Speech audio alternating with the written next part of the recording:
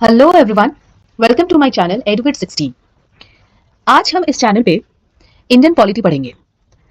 आप सभी को पता होगा, जो भी कॉम्पिटिटिव एग्जाम के लिए प्रिपेयर कर रहे हैं, जो कॉम्पिटिटिव एग्जाम देना चाहते हैं, कि इंडियन पॉलिटी एक ऐसा सब्जेक्ट है जहां से ज्यादा क्वेश्चंस आते हैं और क्वेश्चंस काफी डीप लेवल पे आते हैं। और अगर आपने इस सब्जेक्ट को अपना पकड़ बना लिया तो आपके काफी सारे क्वेश्चन सॉल्व होंगे, जिससे आपका जो प्रीलिम्स है किसी भी एग्जाम का, जो बड़े परीक्षा होते हैं यूपीएससी एसएससी, इसका जो प्रिलिमिनरी एग्जाम है उसका क्लियर होने का चांसेस बहुत ज्यादा बढ़ जाता है। और मेंस में तो इंडियन पॉलिटी के क्वेश्चंस पूछे जाते ही है, उसमें आपको बाकायदा लिखना पड़ता है, डिस्क्रिप्टिव क्वेश्चंस में पूछे जाते हैं। यूपीएससी के डिस्क्रिप्टिव क्वेश्चंस पे बहुत अच्छे और बहुत काफी सारे क्वेश्चंस इंडियन पॉलिटी पे आता है। जो जीएस पेपर 2 होता है उसमें गवर्नेंस और इंडियन पॉलिटी के बहुत सारे क्वेश्चंस होते हैं, कॉन्स्टिट्यूशन के ऊपर बहुत सारे क्वेश्चंस होते हैं। तो आप जो भी कॉम्पिटिटिव एग्जाम के लिए प्रिपेयर कर रहे हैं उनके लिए इंडियन पॉलिटी, ये वाला जो सेक्शन है, ये वाला जो सब्जेक्ट है, इस पर पकड़ बनाना बहुत जरूरी है। और ये वाला ये बहुत ही इंपॉर्टेंट सब्जेक्ट है और इजी सब्जेक्ट है।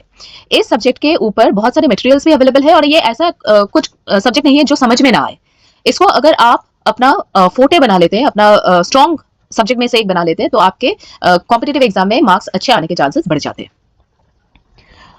तो मेरे इस चैनल एडुकेट 16 में आज हम स्टार्ट करेंगे इंडियन पॉलिटी। मेरा जो मटेरियल रहेगा, ज्यादातर मैं एम लक्ष्मीकांत का जो बुक है, जो यूपीएससी के लिए फॉलो होता है, उसमें से मैं अपना मटेरियल ज्यादातर रखूंगी। पर अगर मुझे कुछ जगहों पे ऐसा लगे कि ज्यादा इन्फॉर्मेशन, दूसरी इन्फॉर्मेशन की जरूरत है, there are more important information about certain topic, तो फिर मैं उसमें वो इन्फॉर्मेशन ऐड करती हुई चलूंगी। ठीक है, मेरे स्लाइड्स यहाँ पे आपको दिखेगा कि काफी इलेबोरेट और डिटेल्ड स्लाइड्स हैं। तो अगर आपको उसका स्क्रीनशॉट लेके रखना है तो आप बिल्कुल रख सकते हैं। आपको अगर वो इन्फॉर्मेटिव लगता है तो आप उसका स्क्रीनशॉट लेके अपने पास रख सकते हैं। और ये जो सब्जेक्ट्स है जो हम कॉम्पिटिटिव एग्जाम के लिए पढ़ते हैं, अब आपको पता ही होगा कि कॉम्पिटिटिव एग्जाम में सिर्फ एक पर्टिकुलर सब्जेक्ट के ऊपर निर्भर नहीं करता आपका प्रिपरेशन, उसमें बहुत सारे सब्जेक्ट्स आते हैं। और सपोज अगर आप 6 महीने से लगातार किसी भी कॉम्पिटिटिव एग्जाम का प्रिपरेशन कर रहे हैं और किसी सब्जेक्ट को आप शुरू के महीनों में पढ़ा है, तो अंत तक पहुंचते पहुंचते उस सब्जेक्ट को भूल जाना नेचुरल है। तो ऐसे में क्या होता है कि आप रेगुलर रिवीजन करते हुए चलें। आज आपने जो टॉपिक पढ़ा है वो आज आपको याद होगा, 2-3 दिन बाद तक शायद आपको याद होगा, लेकिन उसके बाद 3-4 महीने बाद वो चीज आपको याद रहे, इसकी गारंटी तभी दी जाएगी जब आप लगातार उसका रिवीजन कर रहे हैं। ठीक है, डे टू डे उसका रिवीजन कर रहे हैं। आपका एक चार्ट होना चाहिए, रिवीजन चार्ट होना चाहिए, जिसमें एग्जाम तक पहुंचते पहुंचते आपको उस पर्टिकुलर सब्जेक्ट का एटलीस्ट 5 से 6 बार खुद का रिवीजन हो जाना चाहिए। तभी जाके आप कॉन्फिडेंट हो पाएंगे और तभी जाके आप जो टिपिकल क्वेश्चंस है, जो डिटेल्ड क्वेश्चंस, टिपिकल क्वेश्चंस जहां पे घुमाने की कोशिश करी जाती है, वो भी आप सही करके आएंगे और इससे आपका जो मार्क्स है वो बूस्ट अप होगा। तो आप इस वीडियोस को बार बार सुन सकते हैं ताकि आपका जो रेगुलर रिवीजन बना रहे और इससे आपका जो रिवीजन वे ऑफ रिवीजन है वो इजी हो जाएगा। किसी भी चीज को अगर आप बार बार सुनेंगे तो वो आपके सबकॉन्शियस माइंड में ही फिट हो जाएगा, तो आपको फिर वो टिप्स पे आ जाएगा, आपको स्पेशली उसको मेमोराइज करने की कोई जरूरत नहीं है। इतना कहते हुए चलिए आगे बढ़ते हैं। किसी भी सब्जेक्ट को पढ़ने के लिए उसका कॉन्टेक्स्ट जानना बहुत जरूरी है। वो किस कॉन्टेक्स्ट पे वो पर्टिकुलर जो चीज है, सपोज हमारा संविधान, उनके उसके बारे में अगर बात करें तो वहां पे जो आर्टिकल्स बनाए गए हैं वो क्यों बनाए गए हैं, तो इस क्यों सवाल का जवाब आप तभी जान पाएंगे जब उस चीज के बैकग्राउंड, हिस्टोरिकल बैकग्राउंड के बारे में आपको पता होगा। तो पहला इंडियन पॉलिटी में जो पहला चैप्टर है हमारा हिस्टोरिकल बैकग्राउंड, कि हमारा जो संविधान बना या उसके आगे चल के जो पॉलिसीज है, जो कॉन्स्टिट्यूशनल बॉडीज है या नॉन कॉन्स्टिट्यूशनल बॉडीज है, तो वो बना तो क्यों बना, ये क्यों का जो आंसर है ये हिस्टोरिकल बैकग्राउंड से ही हमें मिलेगा। तो थोड़ा सा पीछे चलते हैं, जब हमारा ब्रिटिश रूल अभी तक स्टार्ट नहीं हुआ है, it is about to start. 1600 सन 1600 की बात हम कर रहे हैं, 17th सेंचुरी के शुरुआत में। अब इस टाइम पे क्या हुआ था कि अगर आप थोड़ा हिस्ट्री में जाए, जो जनरल हिस्ट्री है उसमें अगर आप देखें कि 1600 ये वाला जो टाइम है, इस टाइम पे हमारे यहाँ पे जो मुगल राज है वो धीरे धीरे थोड़ा खत्म होने को आ रहा है और हम जो मॉडर्न हिस्ट्री है या जिसे हम ब्रिटिश राज वाला जो हिस्ट्री कह रहे हैं उस फेज पे हम एंटर कर रहे हैं धीरे धीरे 1600। अब 1600 मतलब इस टाइम पे हमारा मुगल रूल ही चल रहा है, ये हम मान लीजिए, और धीरे धीरे हम जा रहे बढ़ रहे हमारे 200 साल की गुलामी की तरफ। तो 1600 इस टाइम पे क्योंकि इस टाइम पे मुगल रूल चल रहा था और बहुत सारे यूरोपियन और अरेबियन ट्रैवलर्स मुगल जो दरबार था उस दरबार में आ रहे थे और उनको अपने राजा से या हमारे राजा से, हमारा जो रूलर थे उस टाइम पे, तो उनसे काफी पैसे या जिसे पैट्रोनाइजेशन कहा जाता है, मतलब उनको बुलाया जाता था या वो आते थे हमारे दरबार में और यहाँ पे वो बाकायदा रहते थे। जो राजा है उनका मेहमान, उनके मेहमान बन के हमारे यहाँ पे रहते थे और हमारे यहाँ का जो तौर तरीका है उसके बारे में लिखते थे, जो हमारा वेदर है उसके बारे में लिखते थे, जो उनको दिखता था यहाँ पे कि लोग कितने खुशहाल हैं या नहीं है उनके बारे में लिखते थे। सो ये सब वो अपने ट्रैवलॉग में रिकॉर्ड करते हुए जाते थे। और ये जो ट्रैवलॉग जब धीरे धीरे यूरोपियंस के हाथ में आया तो उनको लगा कि ये जो देश है भारत, ये जो इंडिया देश है, ये काफी सुंदर है। यहाँ पे जो हमारे जो कमी है, हमारे कंट्रीज में जो कमी है, जैसे वेदर, हमारे यहाँ पे एक्सट्रीम वेदर है, बहुत ठंड पड़ जाती है और हमें गर्मी बिल्कुल रास नहीं आती है और इतना ठंड पड़ जाता है कि हम ज्यादा काम नहीं कर पाते। तो और हमारा खेती बाड़ी भी उतना नहीं होता है कि मतलब बहुत सारे तरीकों के पकवान भी यहाँ पे नहीं होता है, बहुत सारे तरीकों के सीरियल्स ग्रेन्स यहाँ पे नहीं होता है, फसल इतना ज्यादा अच्छा नहीं होता है, फ्रूट्स वेजिटेबल्स इतना अच्छा नहीं मिलता है। पर ये जो कंट्री है यहाँ पे वेदर इतना अच्छा है, ना ही बहुत ज्यादा सर्दी है ना ही बहुत ज्यादा गर्मी है, और यहाँ पे 12 महीने लोग काम काज कर सकते हैं और एग्रीकल्चर बहुत ज्यादा अच्छा होता है। यहाँ के जो हैंडमेड गुड्स है, यहाँ पे जो क्राफ्ट्समैनशिप है, ये सब कुछ बहुत ही उम्दा है। तो अगर इस कंट्री में हम ट्रेड करें या इस कंट्री को हम अपने ट्रेड सर्कल में लाए तो हम बहुत अच्छा बिजनेसमैन बन सकते हैं और हमारा जो मॉनेटरी अपॉर्चुनिटी है वो बहुत अच्छा बन सकता है। तो 1600 के करीब ये जो यूरोपियन ट्रैवलर्स थे, मैं ट्रैवलर्स इसलिए कह रही हूँ क्योंकि वो बाहर के देशों में घूम घूम के ये पता लगा रहे थे कि कहाँ पे बिजनेस अच्छा होगा। तो यूरोपियन ट्रैवलर्स वो बाहर आ रहे थे, डिफरेंट कंट्रीज में जा रहे थे और ये फाइंड आउट कर रहे थे कि कहाँ पे उनका बिजनेस जो है वो एक्सटेंड होगा और अच्छा होगा। ऐसे करते करते हमें पता है कि क्रिस्टोफर कोलंबस इंडिया का खोज करते हुए निकले थे, पर वो चले गए अमेरिका की तरफ और ऐसे अमेरिका की डिस्कवरी हो गई।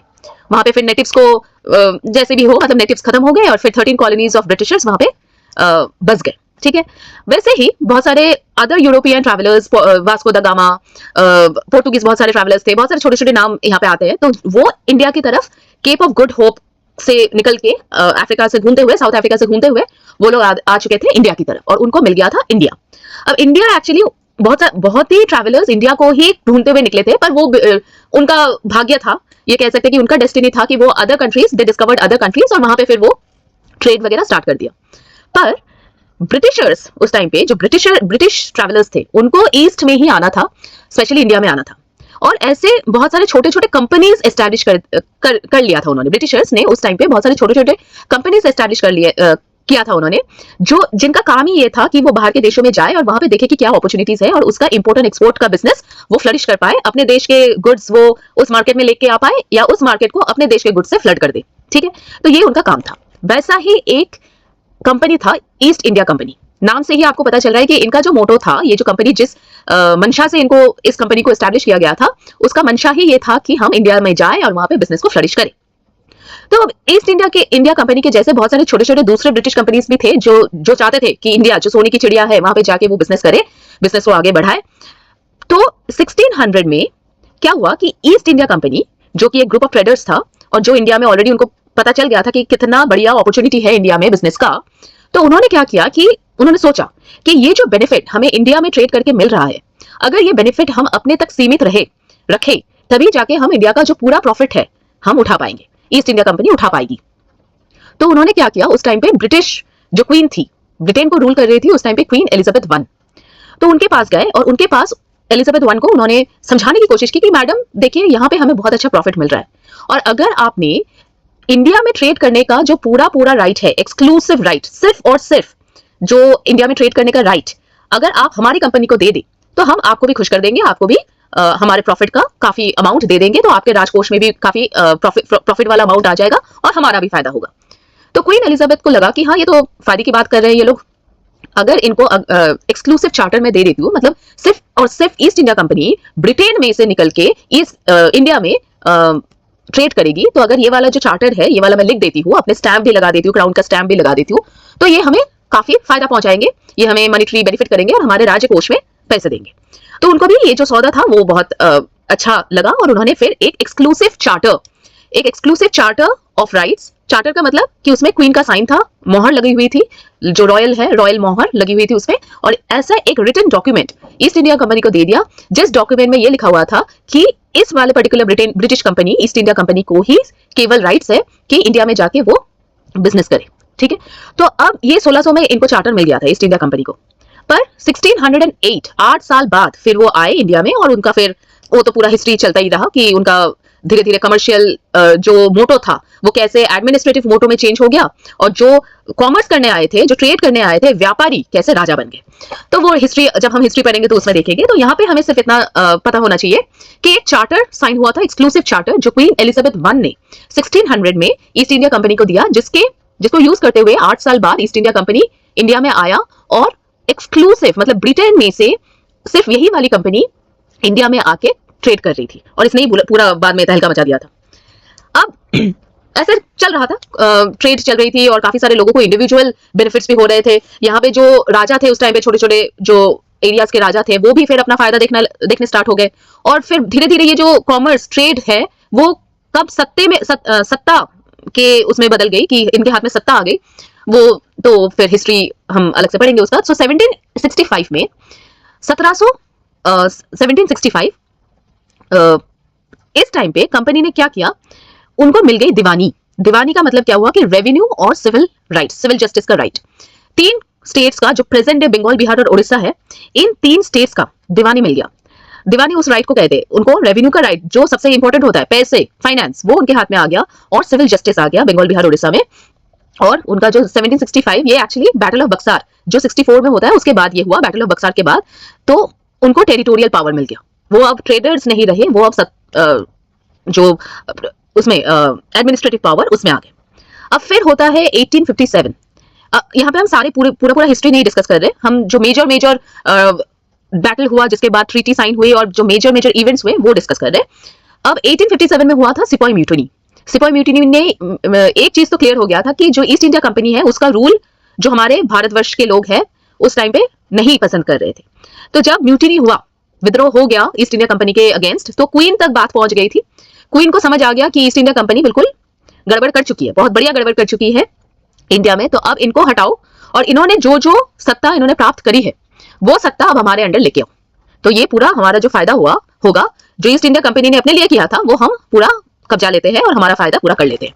तो 1858 में सिपॉय म्यूटिनी के बाद ब्रिटिश क्राउन ने जो रेस्पॉन्सिबिलिटीज और जो गवर्नेंस ईस्ट इंडिया कंपनी ने अपने दम पे कमाई थी, वो पूरा उन्होंने कब्जा लिया, मतलब अपने अंडर ले लिया। ठीक है, तो अब इंडिया, पहले तो ईस्ट इंडिया कंपनी के अंडर हो रही थी, उसमें एडमिनिस्ट्रेशन चल रहा था, तो अब इंडिया पूरा क्वीन के अंडर में आ गया, ब्रिटिश जो पार्लियामेंट है उसके अंडर में आ गया। ठीक है, अब this rule continued in India till it was granted independence on 15th of August 1947। अब जो वहां से जो ब्रिटिश राज स्टार्ट हुआ था 1850, मतलब जो प्रॉपर वाला क्राउन का रूल स्टार्ट हुआ था 1858 के बाद, वो जाके खत्म हुआ जब हमें स्वतंत्रता मिल गई, जब हमें हमारा देश जो है वो स्वाधीन हो गया 15th of August 1947। तो ये है बैकग्राउंड।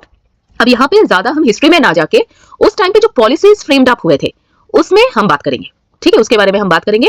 तो आज यहाँ तक रखते हैं, जहाँ पे हमने हिस्टोरिकल बैकग्राउंड के बारे में बात करी, पॉलिटी के। इसके अगले वीडियो में हम उस टाइम पे क्या क्या पॉलिसीज बने थे वो भी हमारे हिस्टोरिकल बैकग्राउंड में आते हैं। तो जो मेन पॉलिसीज हमें डिस्कस करना चाहिए वो मेन पॉलिसीज हम डिस्कस करेंगे, पहले ईस्ट इंडिया कंपनी के अंडर और फिर क्राउन के अंडर। जो फिर हमें पता चलेगा कि हमारे प्रेजेंट कॉन्स्टिट्यूशन में जो चीजें लिखा गया है वो कितना दूरदर्शी और पारदर्शी होकर लिखा गया है, तो वो हमें फिर अच्छे से समझ में आएगा। तो आज का लेक्चर यहाँ तक रखते हैं, अगली बार हम आगे का वीडियो लेके प्रस्तुत होंगे। तब तक के लिए नमस्कार।